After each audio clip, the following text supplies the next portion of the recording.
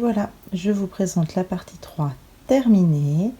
Vous pouvez voir le joli motif que nous venons de tricoter et les petites noppes apparaître. Je vous retrouve pour tricoter ensemble la couronne, en tout du moins la première répétition. Bébé Lilian est toujours avec nous, il a trouvé comme activité favorite un paquet de mouchoirs et il travaille sa dextérité. Donc les petits bruits un peu bizarres derrière, ne vous inquiétez pas. C'est lui qui s'amuse. Alors, la couronne, c'est une couronne qui va tourner. Donc on va s'appuyer sur la dernière maille en droit, sur les 3 dernières mailles pour faire la diminution. Donc ça sera principalement, d'ailleurs ça sera que une diminution droite qui se fera à la fin.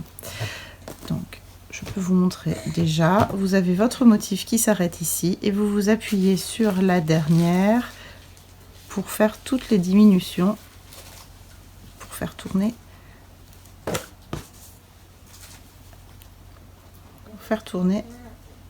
la couronne. Vue du haut, si j'y arrive d'une seule main, vous obtenez une couronne qui tourne. Alors, pour ce faire, c'est très simple. Glisser, jeter, maille endroit jusqu'à la 3 mailles de la fin. J'essaye de compter en même temps, je me concentre sur bébé Lilian, c'est pas forcément facile. Donc, c'est tout simplement de la brioche droite pour le moment.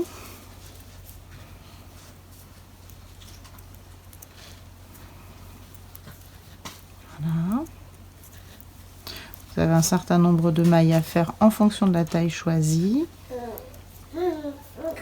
Donc on termine sur un glissé-jeté et il vous reste 3 mailles. Une maille en droit et son jeté, une maille envers, une maille en droit et son jeté.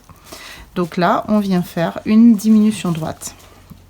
Donc pour rappel, on glisse la première maille et son jeté, on tricote la seconde, on vient passer par-dessus et par-dessus. Ah oui Lilian, tu es d'accord avec maman. Et voilà, vous avez réalisé la diminution droite.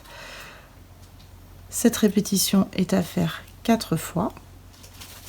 Puis vous tricotez les rangs comme indiqué dans le rang par rang jusqu'à la fin. Il y a un certain nombre de rangs, 16 pour la plus grande taille. Et on se retrouve pour terminer le bonnet dans quelques instants. Bon tricot! J'ai juste oublié de vous donner un petit détail. En cours de tricot, votre câble va forcément devenir plus court. Donc, soit vous passez en Magic Loop. Non, t'aimes pas le Magic Loop non plus?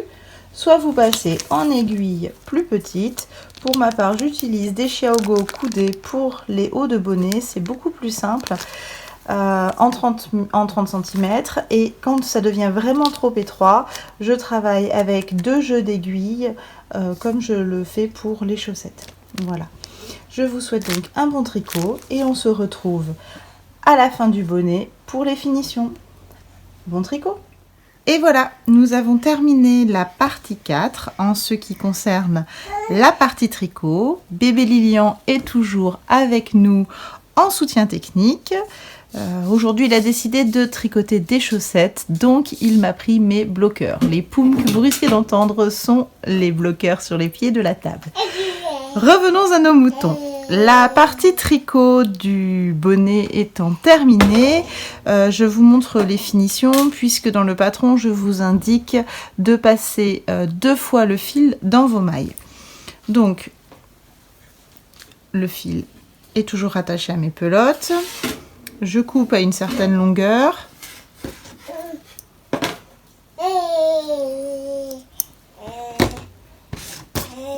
Je prends mon aiguille à laine. Les pelotes, je n'en ai plus besoin. Donc, je passe les 2 fils dans l'aiguille à laine. Et je viens... Donc là, bien sûr, il y a toujours la maille et son jeté pour éviter de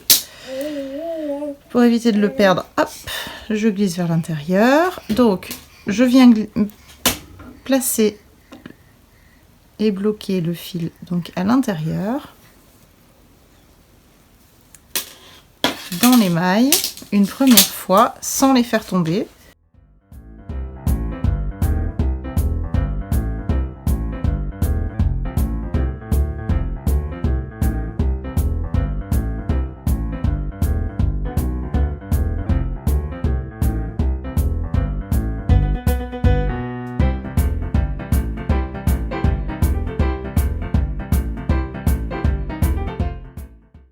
Voilà, nous avons placé toutes les mailles, enfin le fil dans l'ensemble des mailles une première fois. Et vous refaites exactement la même chose, mais cette fois-ci en faisant tomber les mailles. Donc là, c'est beaucoup plus rapide parce qu'il y a un petit peu moins de concentration.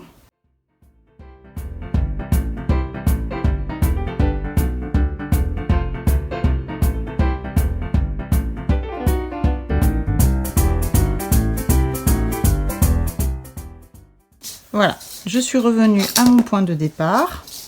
Vous voyez, le bonnet est toujours ouvert. Vous venez tirer délicatement, de sorte à fermer le trou, mais pas trop, pour ne pas faire onduler la brioche. Il vous suffit maintenant de réaliser votre nœud et de rentrer vos fils. Maintenant que vous avez réalisé cela, vous pouvez rentrer vos fils. Donc le mien est déjà rentré, celui-ci également, puis laver à l'eau tiède et au savon votre ouvrage, le faire sécher à plat. Une fois qu'il sera sec, vous pouvez couper vos fils. Je vous conseille de rentrer les fils avant pour la bonne mise en place et de couper les fils après parce que en se rétractant, il est possible que votre fil se sauve un petit peu. Donc je coupe toujours mes fils après le blocage. Voilà, notre premier accessoire est terminé. Je vous dis à dans quelques jours pour l'indice 1 du second accessoire. Il s'agit d'un col tubulaire, comme vous avez pu le voir dans la présentation. Je vous souhaite une bonne journée et je vous dis à bientôt!